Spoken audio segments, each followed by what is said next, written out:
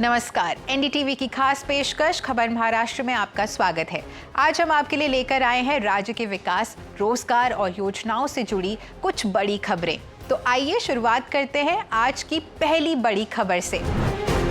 महाराष्ट्र ने अमेरिका के कृषि प्रधान राज्य आयोवा के साथ एक ऐतिहासिक समझौता किया है।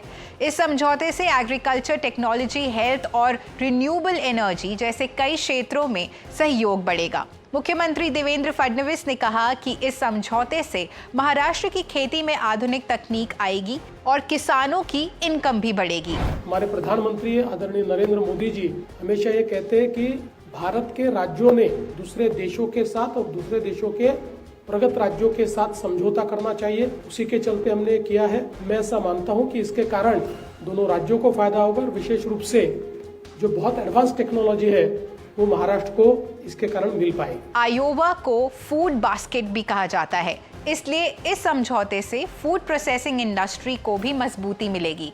यह समझौता मुख्यमंत्री फडणवीस और आयोवा की गवर्नर किम रेनॉल्ड्स की मौजूदगी में हुआ।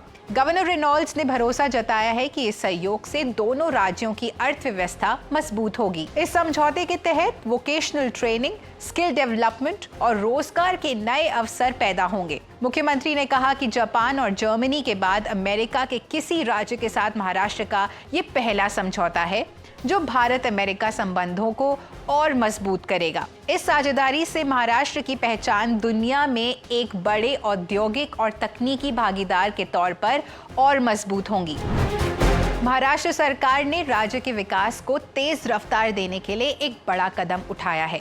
मुख्यमंत्री देवेंद्र फडणवीस की लीडरशिप में अलग अलग कंपनियों के साथ 1,08,000 करोड़ रुपए से ज्यादा के निवेश समझौते किए गए हैं। इन समझौतों से करीबन 47,000 युवाओं को रोजगार मिलेगा। अदानी एंटरप्राइजेस नागपुर में 70,000 करोड़ का मेगा प्रोजेक्ट शुरू कर रही है, जिससे सिर्फ नागपुर जिले में ही 30,000 नौकरियां पैदा होंगी। वहीं थाने में लोधा डेवलपर्स 30,000 करोड़ रुपए का green integrated data centre park बनाएगी, जिससे 6,000 नौकरियां पैदा होंगी। मुख्यमंत्री देवेंद्र फडणवीस ने साफ कहा है कि निवेशकों को महाराष्ट्र में बेहतर माहौल मिले, इसके लिए सरकार पूरी तरह प्रतिबद्ध है। यह निवेश राज्य के उद्योग, आईटी और लॉजिस्टिक्स सेक्टर को नई दिशा देगा और महाराष्ट्र को आर्थिक महाशक्ति बनाने की राह में एक अहम पड़ाव साबित होगा।